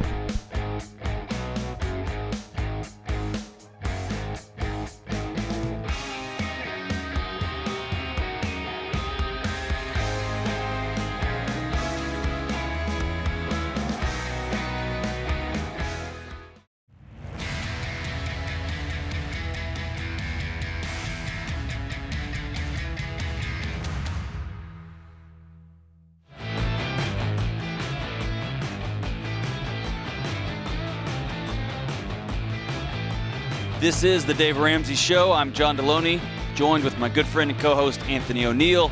You're taking your calls on life and money. Now let's go to Christian. I'm going to hit the right button this time. Christian in McAllen, Texas. How are we doing, Christian? I'm doing well, John. Thank you for taking the time to talk to me today. And for hitting the right button this time. So how can I help? Hey, yeah. So I've been down in Texas for about almost a year now. I've been mobilized with the Kentucky National Guard, and I'm 19 years old. I have been investing the entire time I've been down here. I've put away about $35,000, and I've had a tremendous year. I've made about $24,000 in the stock market. I'm doing long-term 5-year outlooks on all the companies I invest into. My question is, I'm about to be home in about a month now, and I'll be starting college. I'm going to University of Kentucky for a finance degree to be a financial advisor. And I wanted to know, until next fall, should I be going out and looking for just job experience, or should I just keep on that grind of making money and investing it while I can at a young age? Christian, how are you paying for school, bro? The Kentucky National Guard's got it covered. They've got my tuition completely covered, and after this deployment, I'll have what's called the 9/11 GI Bill, and they'll actually be giving me around $700 a month to go to school. I love it. I love it. I love it. I love it. So your main question is, what should you be doing between deployment and going to school? And so what are your options right now to work and continue stacking money, or what? What's your other option? Just to go out and look for experience, get better at sales, just build up those crucial life skills and business skills, because I'd also like to run my own business one day. Okay, so I like two of these things. I think you can do both of them at the same time. I'm saying work, stack up some money so you can invest some money, because you already have $35,000 saved. I would sit down with a SmartVestor Pro and see how you start sending some money into like a growth stock mutual fund covered by an IRA to start investing into your future. But you say you're already doing that, so I would continue doing that and start investing a little bit more into that. But here's the flip side. I'm not really concerned about the actual trying to get the work experience. I want you to network. I want you to get out there and build relationships in the career field that you're trying to get into. Ken Coleman wrote a book that you need to read, and I want you to stay on the line, because 19 years old, $35,000 saved. You deserve a free copy of Ken Coleman's book because it will bless you. It's called The Proximity Principle. And the one thing Ken talks about is if you really want to land your dream job, you need to be around some of the people who are doing what you already want to do. So don't focus on trying to get a job. No, get around the right people. This way, if you're building those relationships, tell them, hey, can I just come sit down with you for a day and just see what you're doing and just build a relationship with you and learn some things from you? Yeah, son, come on over. Find 2 or 3 people and just build that relationship. Take them out to coffee, man. You got enough money saved, and just ask them a bunch of questions. And when they talk, you listen. And you just keep asking questions and show them that you're hungry, show them that you're passionate, tell them you're about to go to school to learn this. And what you'll find is when you go to school and you get that education, you're going to have 3 people who are willing to put their name on you and vouch for you. Okay? So that's what I would really do. Work a little bit over here so you can generate some income. And then on the flip side, really focus on trying to build some business relationships that will benefit you in the future. So I want you to stay on the line. Kelly's going to give you a copy of Ken Coleman's book, Proximity Principle. And then also, too, I think you need to listen to Ken Coleman's show Monday through Friday because he would definitely walk you through the process and the journey on how to land your career job. He's the #1 career expert in the U.S. right now. All right, let's go to Caitlin in Pittsburgh. Caitlin, how are we doing? Good. How are you guys? Good. Thanks for hanging out with us. What can we do to help? Yeah, thank you for taking my call. So I just got accepted into medical school for next year. Congratulations. And, thank you. And I just worked really hard the last 2 years to pay off my undergrad debt because I did the typical thing of taking about a lot of loans and going to a private school. And I'm trying to not do that with medical school since the medical school debt is a big conversation nowadays. So I just wanted you guys' advice on whether or not you think it's a good investment or what are some tricks or ways to avoid medical school debt. Well, there are no tricks. Let me just be real with you, Caitlin, all right? One of the key things that I'm teaching people is to stop saying I'm trying to not take out student loan debt and just go ahead and take debt off of the table completely. So when you take debt off of the table completely, it's going to force you to look at different options, okay? So let's go down that path, okay? If I'm not going to take out student loan debt, student loans are out of the picture, what are your options? And let me tell you right now, it's not going to be a lot. And it's going to be hard, okay? But you can do it. Now, you said you've already been accepted into a school. What school have you been accepted into, and how much is it going to cost you? Yeah, so I got into my school in Atlanta, and they gave me an academic scholarship of 50% tuition. It's just the other half I'm worried about cash flow because I just paid off all of my undergrad loans. Okay. And how much is that? How much is it going to cost you, let's say, a year to cash flow that? How much will you need a year? A year is looking at $25,000. Okay. And how much do you make a year right now? $70,000. Okay. And are you living on your own or are you living with family? I'm living on my own. Okay. All right.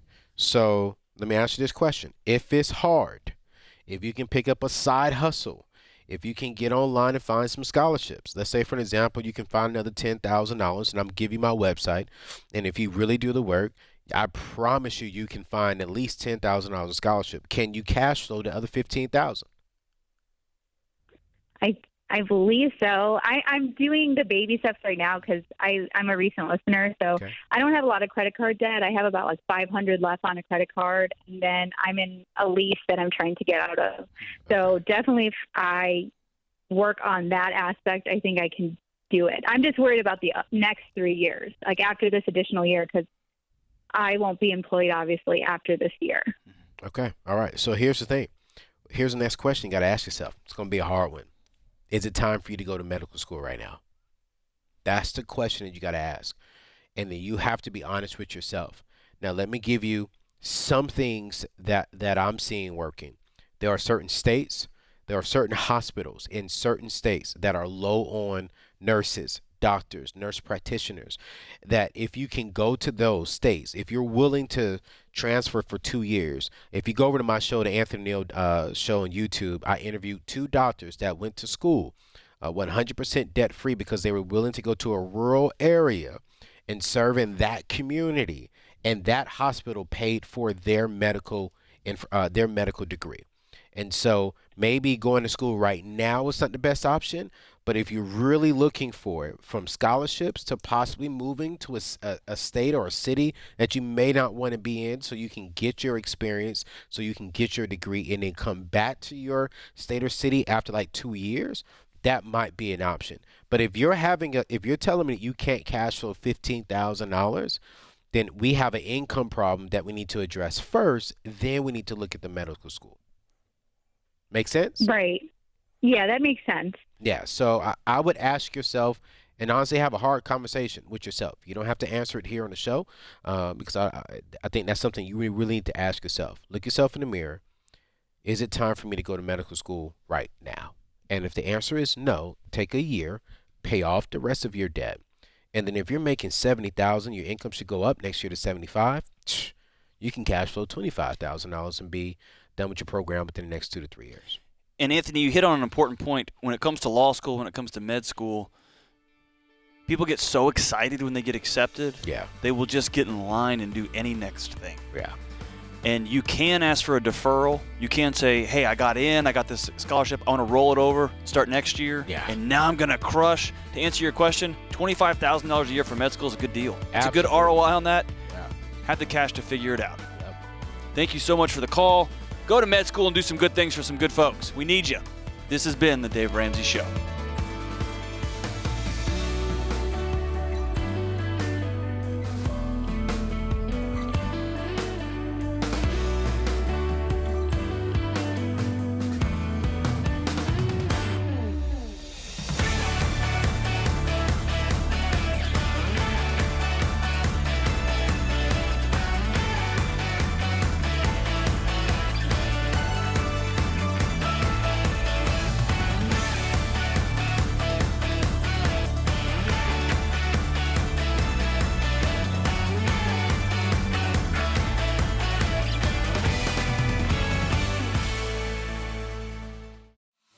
The total debt is around $640,000. I'm wanting to come clean about a credit card that he doesn't know about. I am going to probably pay a student loan for the rest of my life. I just don't even know where to begin. And I don't know what to do, and I'm scared. Welcome to the Dave Ramsey Show. You are not a victim.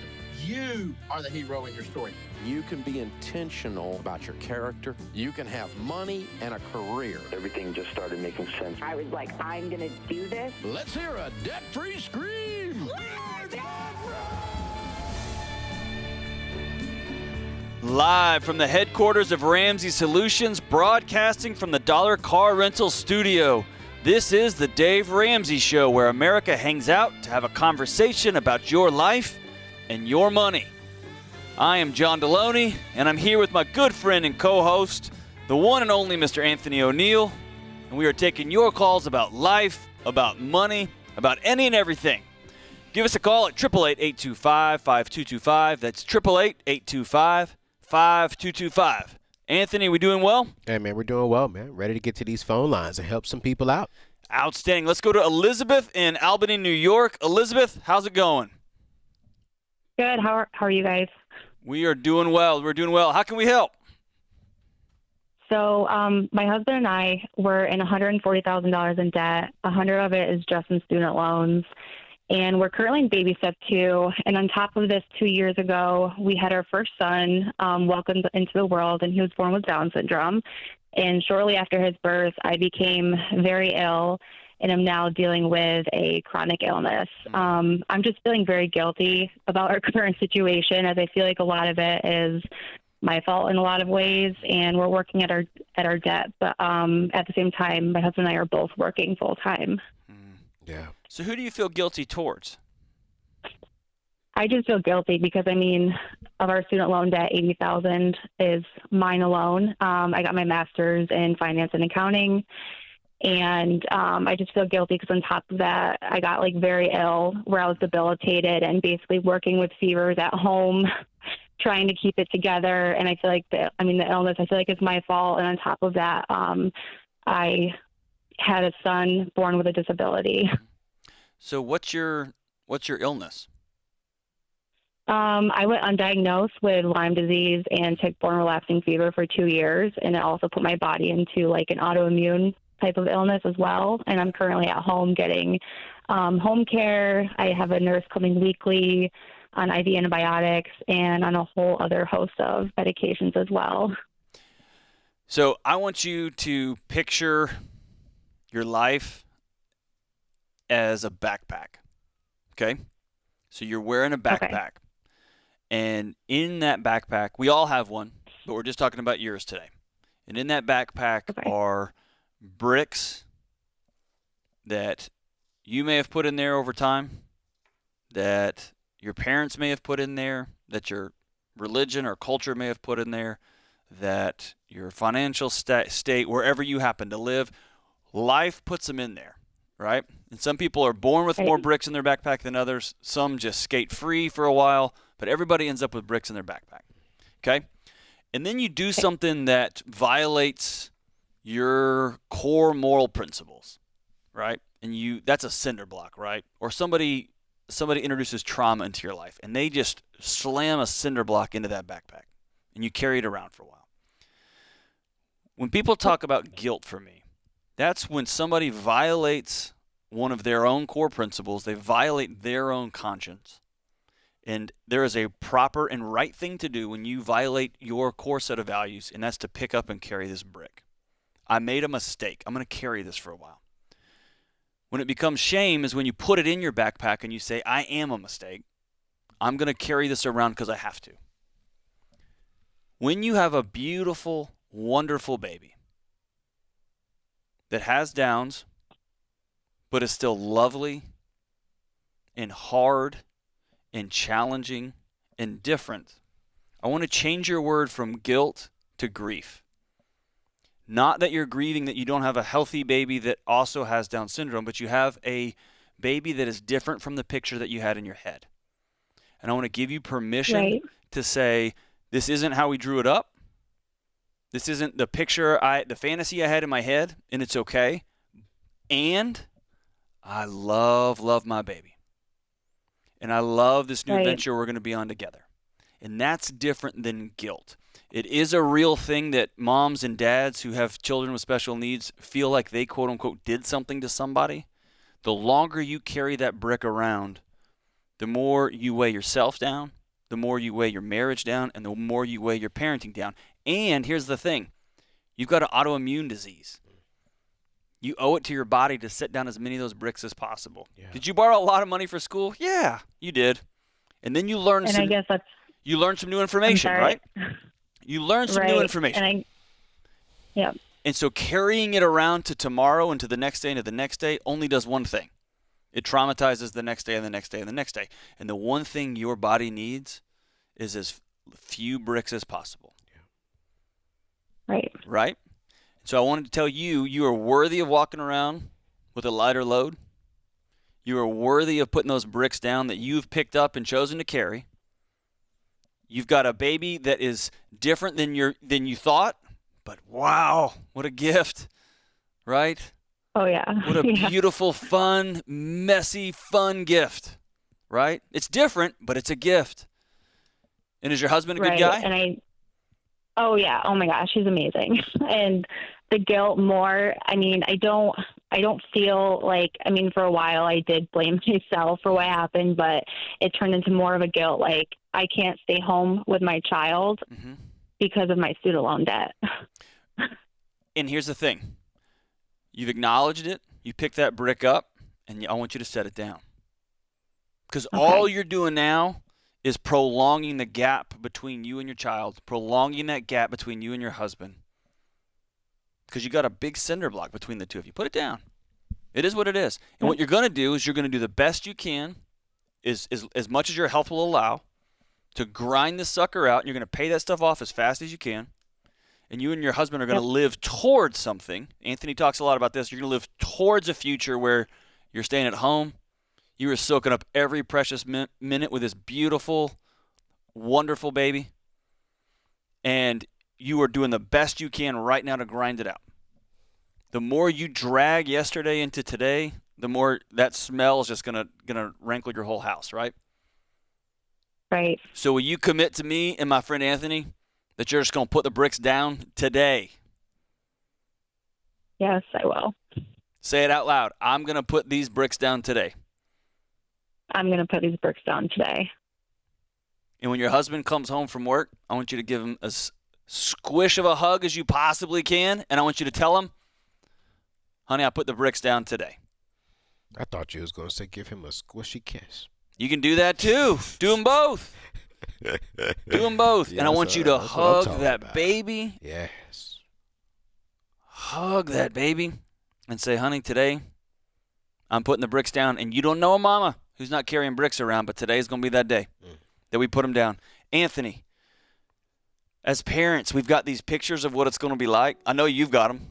I have them. I don't have any kids. I know, but you got a picture of what you imagine it's going to be. Oh, yeah. And it's never that picture. Well, don't tell me that. I don't want to think like that right now. I want to enjoy the picture I have in my head. But hey, here's the thing. You're going to enjoy the reality so much more. You're going to enjoy the reality so much more. It's never what we think, and it's always harder and more messy and more beautiful. Yes, sir. This is The Dave Ramsey Show.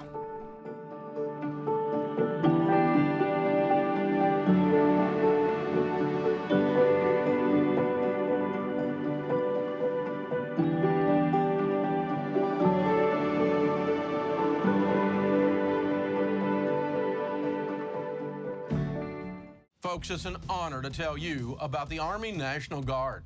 Not only are they big supporters of our high school curriculum, but they also give you the opportunity to impact your local communities. Whether your goals are to get an education, serve your country, or have a better life, the Army National Guard can help get you there.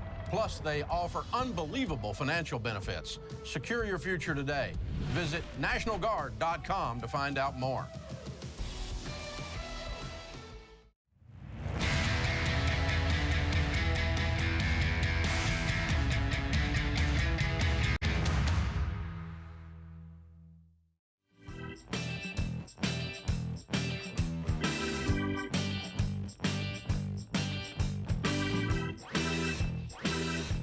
This is the Dave Ramsey Show. I'm John Deloney, joined with Ramsey personality Anthony O'Neill, my co-host.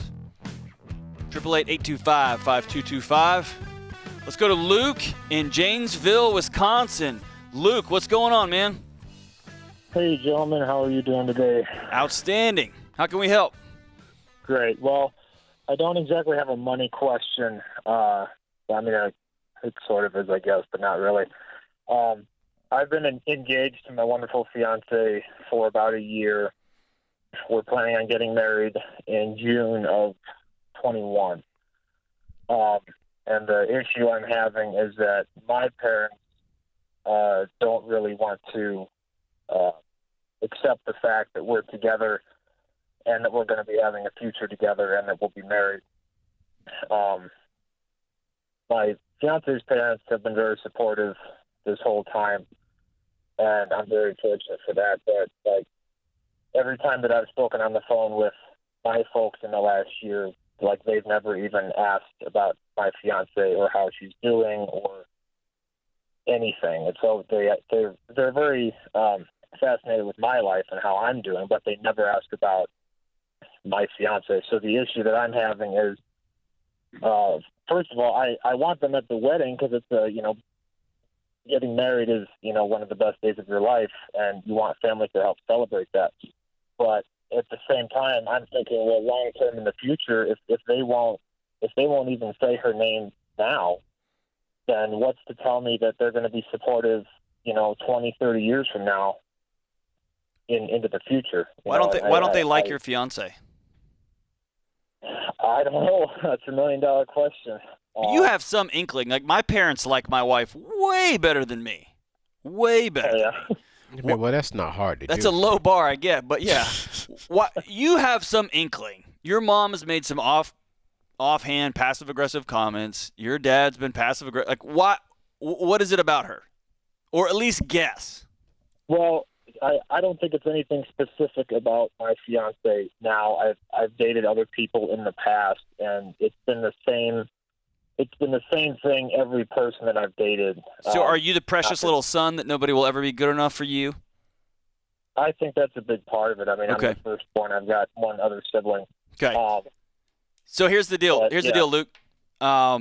Save yourself a lot of heartache and headache. Number one, if this is the person you're going to marry, this is who you've decided to marry.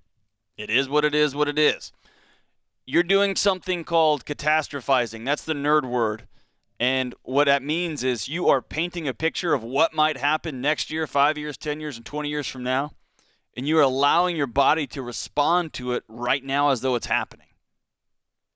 And one way to cut through all of this grief, all of the I don't knows, and this could happen in 30 years from now if my parents don't fill in the blank, is call your dad. Call your mom and say, we just need to have a hard conversation. Do you not like my fiance? Or, guys, I'm marrying her. I want y'all to be on board with this. I want y'all to be supportive of us. I want you to love me, and the best way you can love me is by loving both of us. But this is going to happen. And then you move on from there. And you may find out that they don't know how to talk about it. They may not like her like you think they don't like her. Or you may get some real good clarity that they hate her. They think she's the worst person ever. They think you should break up with her. Either way, you're going to have some clarity. Because when you get that clarity, then you're going to know, well, then I don't want you at the wedding. Or you're going to feel free to invite them. Your parents are going to have the permission to have their own feelings about it, but you're not going to let them dictate it because they don't get a vote. They're not living your life. Right. How hard would that conversation be, Luke? It would definitely be hard. I mean, we've had when I popped the question last December, I wasn't living near my parents. They were about 1,000 miles away, so I called home to tell them the news, and it was a very, very weird phone conversation, unlike anything that I've ever had with them. It was more of like they were almost yelling at me out of anger that why I would do this in my life, why I would ask this woman to marry me. It was almost as though I was supposed to ask them for permission before I did it, which I did not do. How old are you, Luke? I was going to say, how old are you, man? How old are you, bro? We're both 26 years old, me and my fiance. All right, cool, man. Here's a savage side of me. If your fiance hasn't done anything to disrespect your parents or your family, no, she's been loving, she's been caring, she's been respectful, and this is the woman that you feel is your wife. God is saying, move forward. Yep. Bro, I'm just saying what I would do. I'm not saying this is the right thing to do. Big difference. Let me say this. What I'm going to do. This is what I would do. My family will get the message very clearly from me that this is my wife. This is where we're going. When they ask me, how are you doing? I'm saying we are doing well. And until they can respect her, then my family wouldn't talk to me. Now, I'm not saying you to do that. I'm just saying my family will know this is a grown man. We have to respect where he's going, and we need to respect his wife. Because the last thing you want to do, and I could be wrong here. Again, I'm not married. I'm not a marriage counselor. But the last thing you want your fiance, soon-to-be wife, to feel like when you get married is that you don't have her back with your family. Ding, ding, ding. And you need to show your family up front, like, yo, listen, I want to talk to you, but now this is my priority. This is my number one family, and you're number two. And so it's like, if you can't respect her, that means you don't respect me. And if you don't respect me, then we can't talk. So, Luke, why haven't you had a conversation with your parents? And I'm asking you this because you're a few months away from being a married man. You're a few months away from legally and spiritually binding yourself to co-create a new future together. Mm-hmm. And I'm concerned about what the next Christmas is going to look like when your mom says XYZ, what the birthday parties, when you have your first kid and your second kid and your third kid. You don't seem like somebody who's able to have a hard conversation, and not even a hard one, a direct conversation. Yeah, I'm about to say, this ain't hard at all. A direct conversation with your mom and dad. Why haven't you had that conversation yet? Well, I've tried to. Nope. No. Why haven't you had that conversation yet? I guess I would rather not deal with their criticism. And I know that's what are they going to criticize?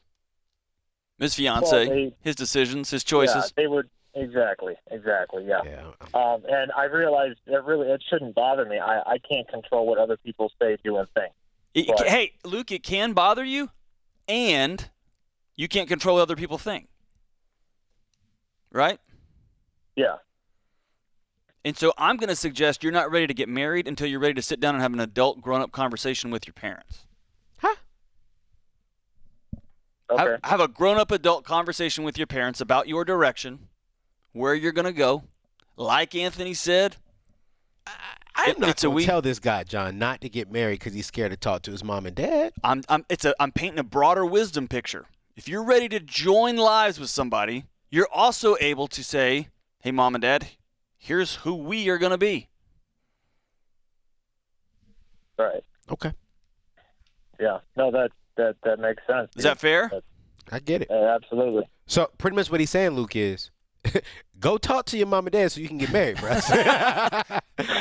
Go tell them up front. This is what we about to do.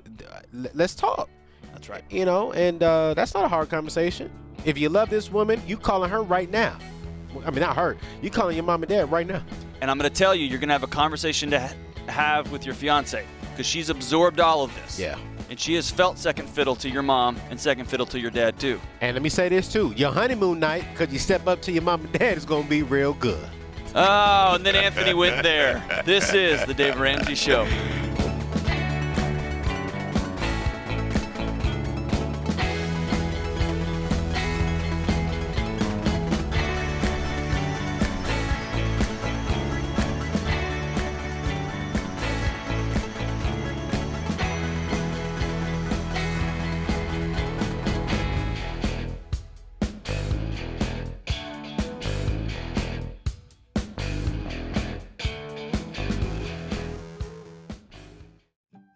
I joined Christian Healthcare Ministries because we really liked the concept of Christians sharing each other's burdens. And we really experienced that firsthand when Cliff was diagnosed with heart disease. Christian Healthcare Ministries, or CHM, is not health insurance, but rather a federally approved exemption to the healthcare law. It's a time-tested model to help take care of your healthcare costs. It's Christians helping other Christians by sharing each other's medical bills. Adjusting to a new system of paying for health care was kind of tricky, but that's where CHM stepped in, and they really helped navigate that water with the hospital and the payment. Want to see if CHM is the right fit for your healthcare needs? Check out our website at chministries.org/budget. That's chministries.org/budget. It was just such a relief to know that financial burden was going to be taken care of.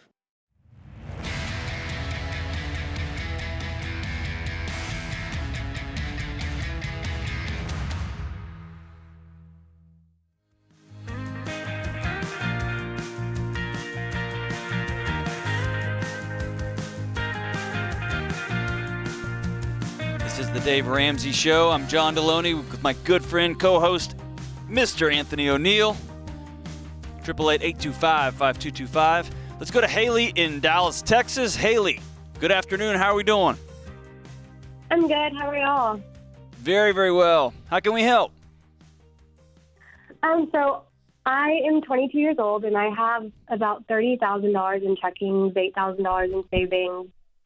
I have like a 730 credit score, 0 debt, and I own 2 cars.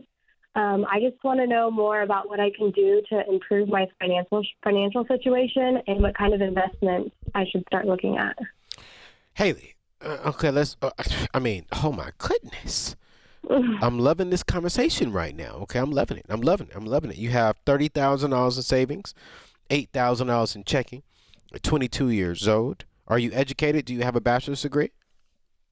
I actually did not go to college. I just enrolled in real estate online school. Oh. And out. So what do you do for a living? Right now I'm a marketing coordinator at a mortgage company, and I also bottle service on the weekends. Come on, working hard. And what's your debt looking like right now? 0 debt. 0 debt. Come on. Yeah, let's go. I'm getting excited right now. I'm sorry. All right, you called in for help, not for excitement. What is the next thing you should be doing at 22 years old? Exactly what you're doing right now. Living intentionally, being a good steward of your means. Now, with you just enrolled in real estate school because you're working for a mortgage company, so this means you want to get into real estate. Love it. So you're going to cash flow that part, all right? Are you doing any kind of investing right now? I'm not. Okay. So my money's just kind of sitting and saving, so I want to do more. Let me ask you this question, too. And, I mean, it's paid for, but why do you have 2 cars? So one of my cars isn't in so great condition. It needs a couple of things, but then my other car is I have an Audi that I bought in high school. Okay. Cash, and then I just this year bought a Toyota because bottle servicing, I drive 40 minutes, and so I wanted a more reliable car. Yeah, love it.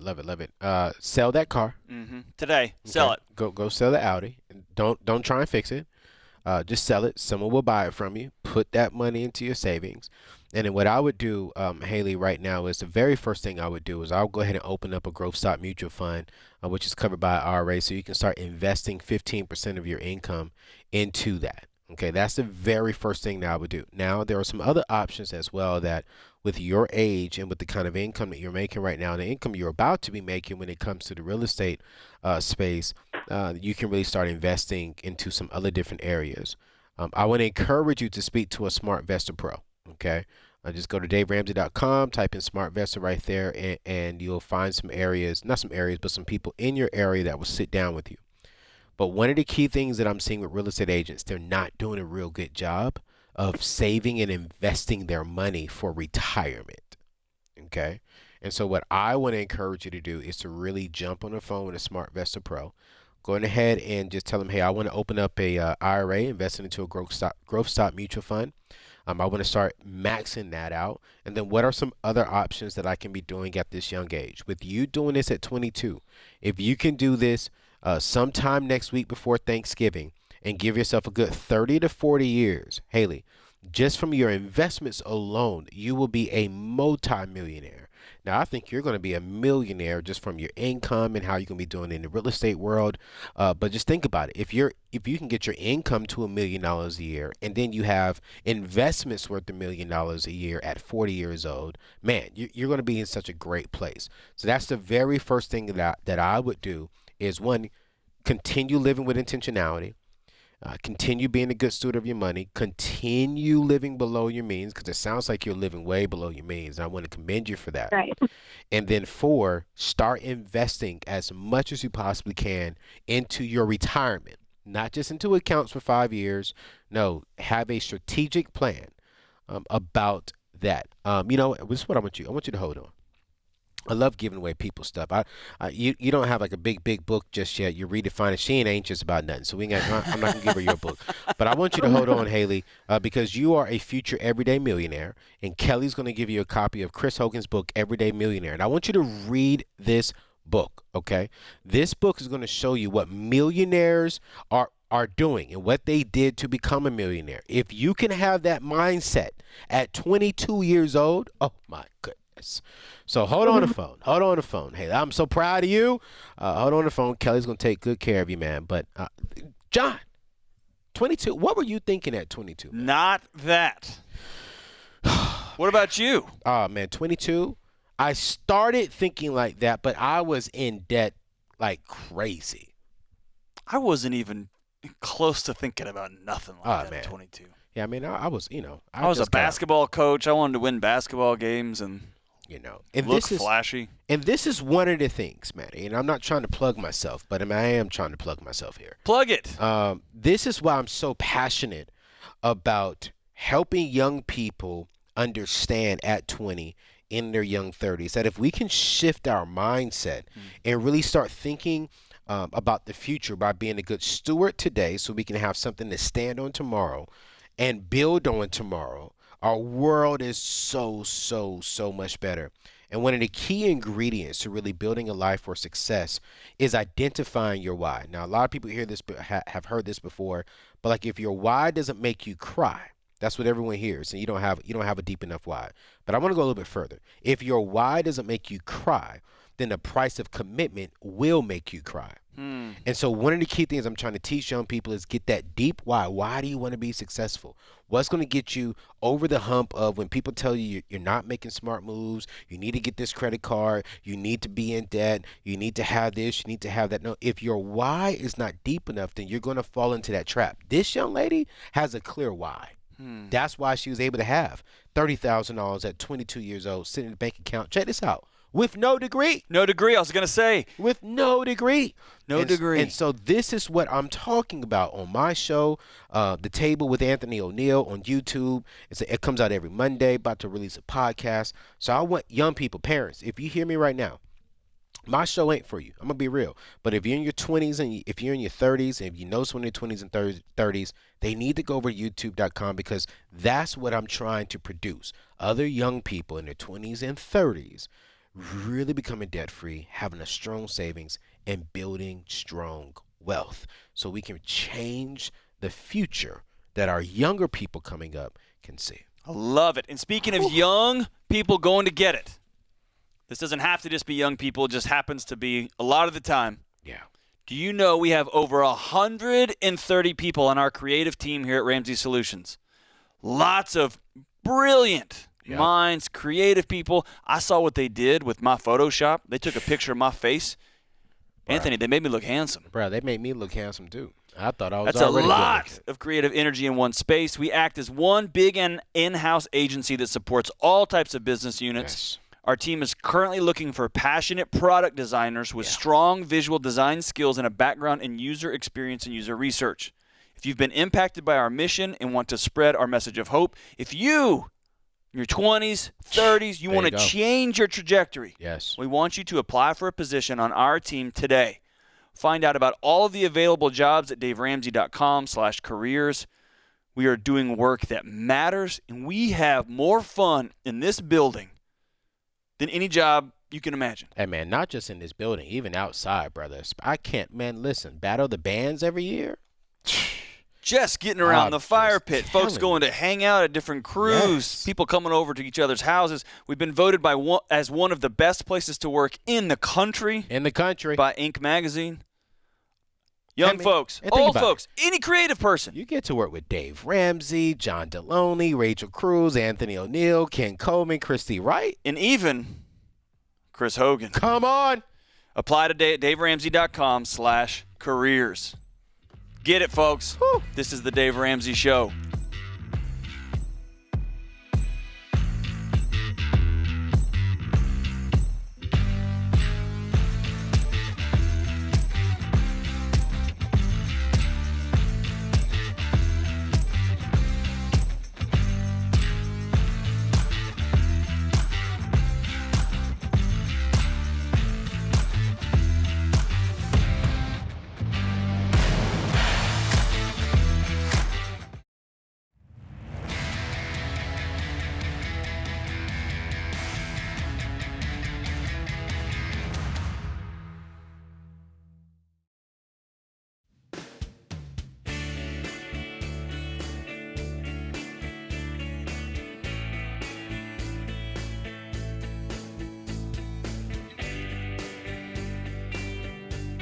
Today's scripture is Psalms 20, verse 7. Some trust in chariots and some in horses, but we trust in the name of the Lord our God. Simon Sinek says, vision is the ability to talk about the future with such clarity it is as if we are talking about the past. Vision is the ability to talk about the future with such clarity it is as if we are talking about the past. Hold on, let me hold on to that. I like that quote. I like that quote. All right, let's go to Kaylee in Hoboken, New Jersey. Kaylee, how are we doing? Doing well. Thank you both so much for taking my call. You bet. Thanks for calling. What can we do to help? I have a question on how to approach investing with my fiance or discussing our future investing. We're both 27 years old, graduated from state schools debt-free, and have each about, I'd say, like $100,000 in our retirement accounts and some personal investing. So I think we're doing great. But his strategy is much more single stock focused because he works in finance and kind of thinks that he's smarter than the indexes, I guess. And I'm much more about, mutual funds and being more, I guess, safe with my investing. And I'm trying to get him on board for a future because I don't want us to argue about how we should be handling our money once we're married. Yeah. This is a good question right here, and I wish he was on the phone with you. Do you all seek guidance from a financial advisor, or is he your financial wizard? No, we both use people that our family used. Okay, that's a problem. Yeah, that's a problem. Don't use who your family use. Use who you two need to use. You understand what I'm saying? Yeah, that makes sense. So this is what I want you to do. I want you to ask your husband, hey, can we together, because I love how, man, we are young, we're investing, and we're winning right now financially. But I just want to talk to like a different financial advisor that can really help us get to that next level. Like, yo, husband, can you think about us being a multi-millionaire? He'll get excited. Don't say anything about, I don't like how you're doing single stocks. Just say, hey, I really want to go sit down, have coffee with someone, show someone our portfolio, and see how we can flip this portfolio and make it even better. And then let the financial advisor from there advise you two on like, hey, this single stock route is not the best route. Mutual funds, stuff like this is the best route. And so what I would do, if he says yes, then I would just go to SmartVestor Pro and just find a few of them in your neighborhood, see which one you are comfortable with, and sit down and have the conversation. Because I think we can give you all the stats on the phone, and then the last thing I want you to do is go back to your husband and say, well, Anthony and John and Dave said. Well, you don't want to tell another man what another man said. Okay? Absolutely. Yes. Right. Yeah. So I don't want to set you up to lose, because as soon as you say, well, Anthony said, well, who the heck is Anthony? Well, he ain't paying no bills in his house. So I would say, hey, I enjoy this. I love what we're doing. We are winning right now. Are you open to sitting down with another financial advisor and literally having coffee, having lunch with them, and allowing them to talk into how do we make this even better? And from what I think about your husband, I think he's going to be totally down with that, because it just means more money in y'all's pocket down the road. And then allow the financial advisor to call out like, hey, single stocks, that's not the route to go, because nearly 78% of people who invest into single stocks lose their money. You do not want to be in that stat. Okay, so that would be my recommendation. Yeah, I love that. And I love, Anthony, that you told him, go into a finance guy who's won the last few years and said, "This, I know it feels good. I know we think it's always going to be raining, but there's going to be seasons of drought." Yeah. He's not going to hear that. Yeah. Right? He's not going to hear that. No. And so the answer to this question is often less a math problem and more of a heart problem. Yeah. And I even want to say this too, Dr. D, and I want you to answer this question, because this is our second time today, just hearing this question. And I hear this often, and I'm like, man, we got to say something, because I don't want people to feel like I don't love my own leader, Dave Ramsey. But the last thing you want to do is say, Dave said.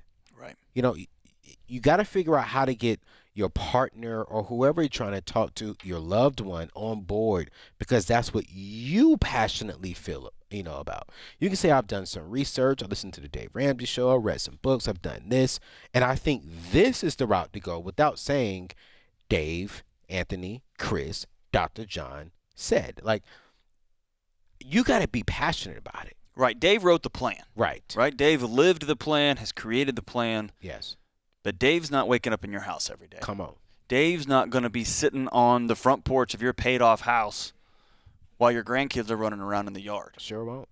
You are. Yep. Right? Yep. And as you talked about earlier, you have to be your why. The picture of where you and your spouse are going to live someday, that's got to be your why. Yes. Not just because Dave said so. Yes. Now, it's fun when both you and your spouse are on board. Yes. When you're all living it in, it's fun to blame Dave for everything. Yeah. My little brother, him and his wife have been grinding for years. He's got all these weird, odd jobs. He'll text me from a picture from underneath the house, and he'll say, look what Dave's making me do. It's part of a family joke, right? They're on it together. Huh.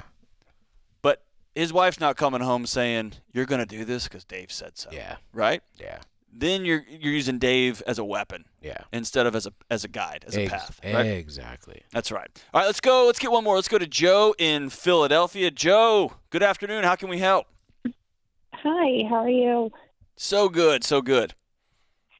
So I've been actually working in the last couple of years on the debt snowball that I read in Rachel's book a couple of years ago, and recently our situation changed where my husband's father-in-law, or my father-in-law, he passed away and left us a great, deal of money. So our situation kind of changed where, we're going to have the ability to pay the rest of our debts off, and we have money that we're going to be able to have in our investments that are like we're trying to get rolled into investments, but we still have a mortgage on our home. And the financial advisor, she asked me what I want to do, I said I want to pay my house off, and she absolutely said no.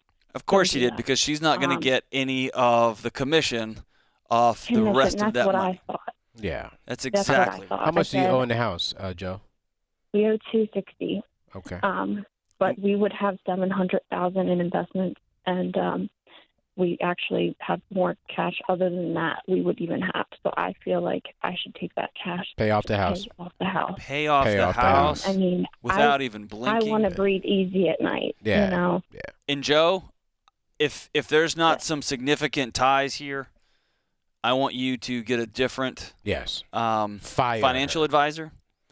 This is somebody that doesn't have your best interest in mind. They have their best interest in mind. And I want you to find someone who is going to sit down and listen to you and learn your goals, one of which is to be completely debt-free, one of which is to honor your father-in-law by being a good steward of this money, not that's going to make them a quick return. Joe, is this a smart investor? A what? Is your financial advisor a smart investor? I'm not quite sure. I can tell you no, Anthony, because they wouldn't ask that kind of question. So what I'm saying is, Joe, that's great. I want you to go to DaveRamsey.com, find you a smart investor on there that you can explain all your dreams to. They will guide you down the right path, and they will also tell you, pay off your home. You have $700,000 in investments. You have extra cash on reserves. You are on the right track. One of the key things we found when it comes to building wealth in Chris Hogan's study on Everyday Millionaire was they had a paid-for mortgage, okay? So pay off the mortgage, get rid of this weird financial advisor that just wants a commission check, and go get you someone that's going to help you build true wealth. And what they're going to do is they're going to say, listen, interest rates are 3%. I can make you this much percent in the market. Yeah. And they're gonna punch some numbers on a 10 key, and they're gonna say, see, this is an easy math problem. And what you're gonna say is, I'm in this for the long haul. This is a heart issue. Yes. It's a psychology and a spiritual issue. It's not always a calculator issue. I want to thank producer James Childs and associate producer Kelly Daniel, the wonderful engineers in the booth. I want to thank you, my brother Anthony O'Neill. Hey, man, thank you. Wish everybody a wonderful Thanksgiving season. This has been the Dave Ramsey Show.